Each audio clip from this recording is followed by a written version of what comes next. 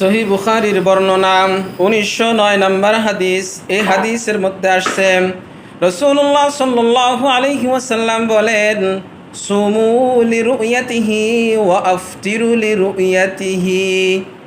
তোমরা চাঁদ দেখে রোজা রাখো এবং চাঁদ দেখে ঈদ করো। ফাইন গুব্বিয়া আলাইকুম ফাকমিলু ইদ্দাহ শাবানা 30।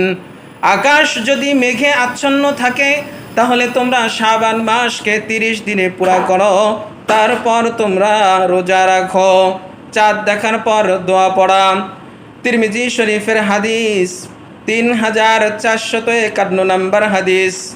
রাসূলুল্লাহ সাল্লাল্লাহু আলাইহি ওয়াসাল্লাম যখন নতুন চাঁদ দেখতেন তখন এই দোয়াটা বলতেন, আল্লাহুম্মা আহিল্লাহু আলাইনা বিল ইয়ুমনি ওয়াল ঈমানি ওয়াস সালামাতি ওয়াল ইসলাম রব্বি ওয়া রাব্বুকাল্লাহ।